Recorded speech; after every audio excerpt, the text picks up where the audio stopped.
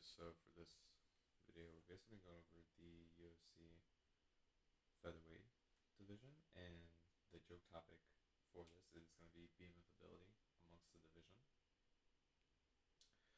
So, of course, this is based upon like the current top 15, including the champion. So, yeah, with that, we'll get right into it. First off, Ilya Taporia, future BMF. Just for the fact that it's like how he went his way into the championship fight, making like a whole broadcast, a whole movie for it, where he literally says, "I have everything else completed, but I'm gonna wait till I get the belt for me to finish it off." Pretty like, just like the confidence. The reason why I can't put him at BNF is because he did get trolled by the next person up at the press conference. So it's like, yeah, no, like it kind of has to dock some points. Like it becomes a little like cringy if you take the belt from the champion, but he also did literally take the belt. So it's like I can't really say much. Next up is Alexander Volkanovski, and for him, BMF easily still like BMF considered because he literally went like faced Islam twice, one of which was on like short notice. Immediately went for a turnaround against Ilya, which even though yes, he is kind of dumb for the fact he kind of like he still lost the fight. For him to be like a BMF, you need to have some level of stupidity in order to even like do it. And like he showed it off like completely. He completely showed it off, and I think for that, I feel like he still deserves to be up there. And now for our current BMF, Max Holloway. I don't even feel like there's an explanation. I genuinely feel like there's no explanation here for this, so I'm not even gonna have an explanation for this. Like truly. Next up is Brian Ortega. Just for the Eagle stuff, I'm putting him in the flashes just because like his rants, like I like rebirth stuff. However, kind of the whole like I don't understand why he pulled out against Diego Lopez because of like illnesses and stuff like that. But at the same time, it's kind of like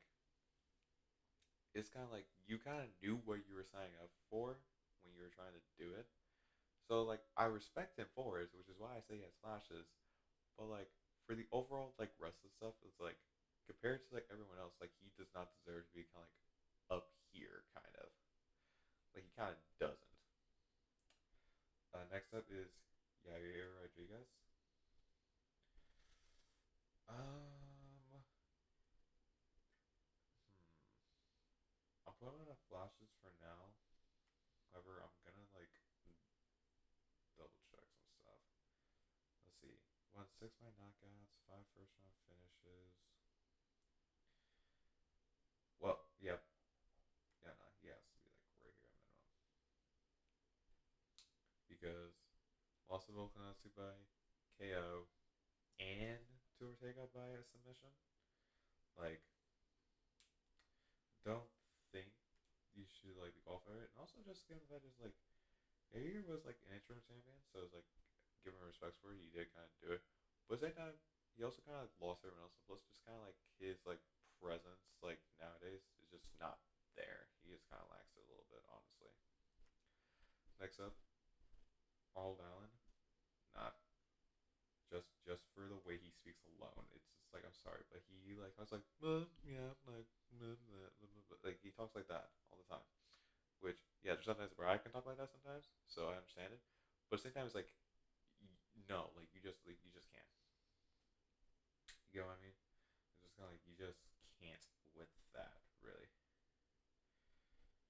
And then for next up, we're gonna have the person who beat Aron, beat Diego Lopez, and beat Dan Ige for his last 3 fights. We got the man Monster Evilef. I'm gonna put in flashes because he takes noticeable time off. Like his last 3 fights took over the place of 3 years. Now, yeah, yeah, he's below Ortega. Because like yeah, no, like he like wins his fights, but at the same time he takes like a long gap between all his fights. And like in order for you to kind of be considered, like you have to constantly be wanting to fight like these guys. Which is also kind of why these guys are more lower. Arnold Allen's just lower just because of the fact that it's like he just really talks, but like still, it's like that should be kind of like considered for it. Honestly, in my opinion. Next up, Josh Emmett.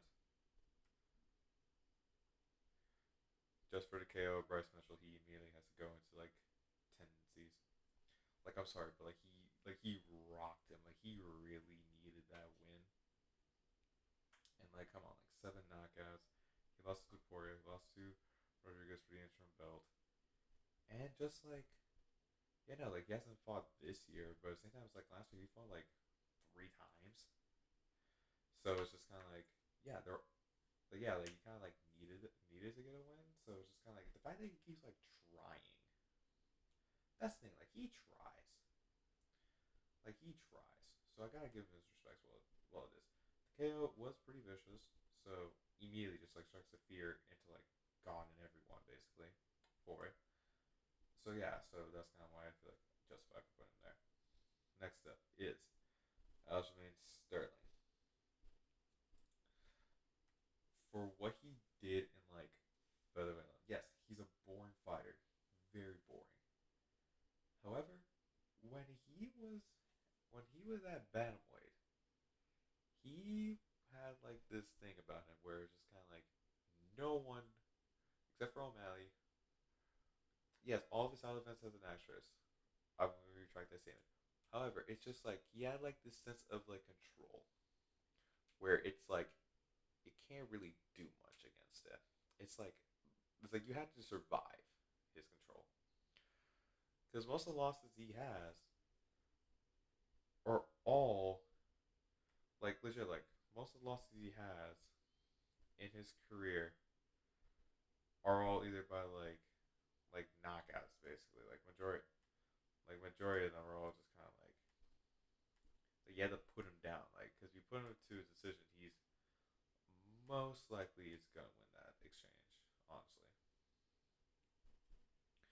but like no, yeah, that's it. But it's just like just for the fact of just like his control within a match, he immediately has to go into tendencies. However, just for the fact, just like yeah, he was kind of like a boring champion. He also would did activities. That's kind of why he has to be like at like the bottom of it because the difference is, except for Yair was an interim. He was an actual champion. So like I feel like that alone bumps him up a bit higher in terms of it. However, just because of the fact that he did it at a weight class that's not his own, which is being like bantamweight to featherweight, I feel like that should be really much considered into the decision. Next up is Calvin Cater. Like you took a whole year off just to lose to Aljamain Sterling, but for basically getting wrestled for 15 minutes straight. You took 2 years off by a split decision and KO from Emmett and Arnold Allen, respectively. But it's just like, dude, you took over a year. Heck, actually, from the Emmett fight, he almost took 2 years off. He almost took 2 whole years off just for him to lose to Aljamain Sterling. Like, no, he should not be considered a BMF for it. I don't feel like he should.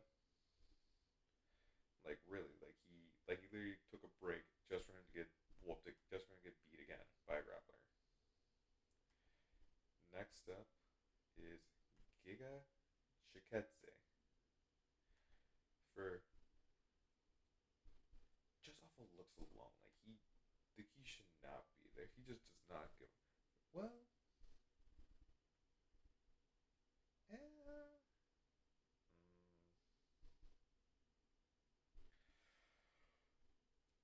face alone, like just there, he did lose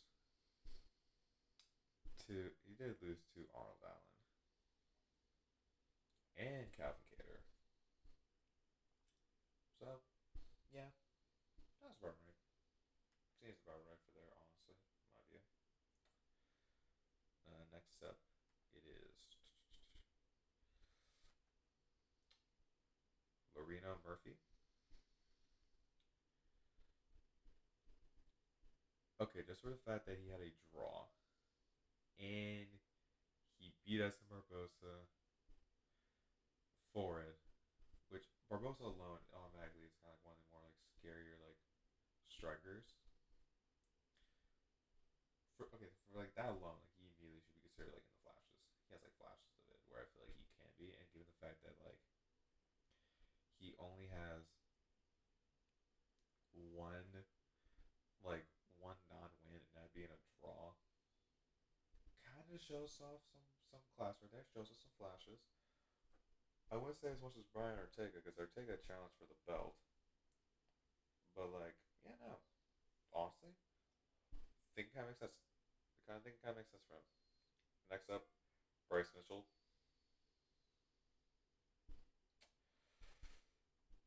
I feel like South Australia, yes. Respects for him for the fact that it's like he had a seizure. Understand? I get it.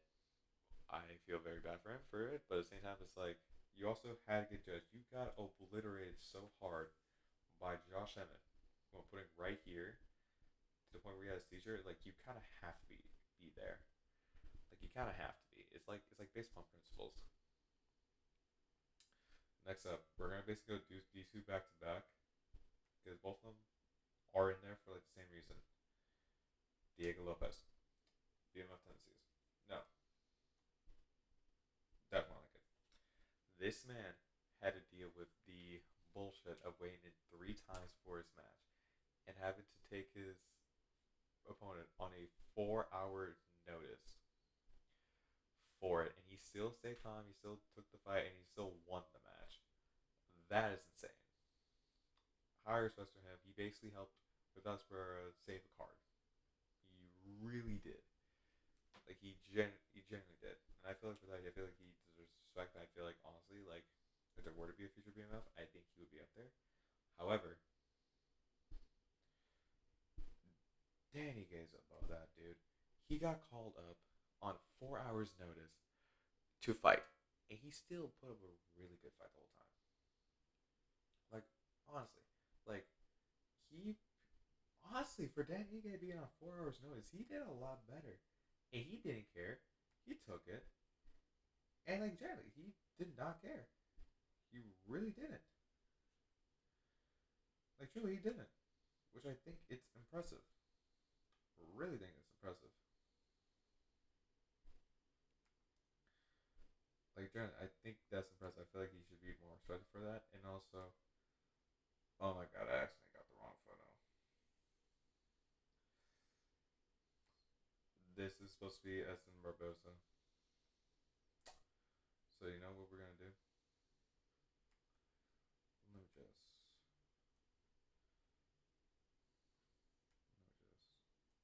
Do this right here. I just save this. Let me just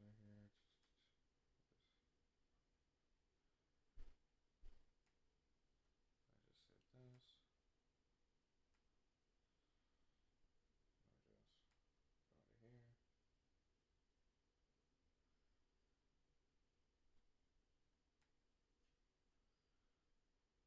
Just go into here real quick. Okay, I'm just working this photo. We're literally getting this on like the fly right now. Yeah, this. Yeah, no, this is a horrible mess up with me. As you can tell, I do not really like edit my videos. I don't really script. It's not really much of a script here. It's just a fuck it, we ball.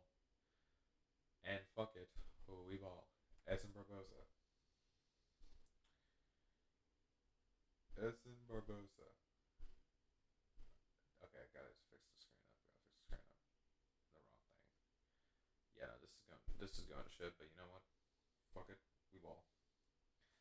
Essen Barbosa. For the legacy of him alone, high BMF tendencies because it's like for his crazy leg kicks, he challenged. Let me just go through like the roster of like his noticeable opponents that he had, just so we can kind of get through this. He had to go again. He went against Gaethje, Dan Hooker, Habib, Dariush, Ferguson. Like, he's facing off against legends. Bobby Green, he faced off against. He's facing off against legends the entire time of his career. And this dude is 38. He is 38 years old, and he's still doing this shit. Honestly, for that, major respects. Deserves all the respects in the world. And I feel for that, and given the fact he also was a lightweight and dropped down a weight class at his older age. That is insane. However, he did kind of like lose. He didn't have a lot of like noticeable wins, so, which is why I say he can't be up here. Also, plus he's also good. Like he's also 38. This is more of like a legacy thing, and that's kind of the same thing with Aljamain here. Both these two are more of like legacy picks for like it, just for all fairness. So yeah, no, that is the end of the tier list. The next one is probably gonna appear on Friday because NFL preseason will be back up, so there'll be more NFL content in here. So stay tuned for that. If you enjoy the anime content as of recently, subscribe, like, and comment about it. Really, and yeah, no, that is it. Signing out, everyone. Later. Have a good night.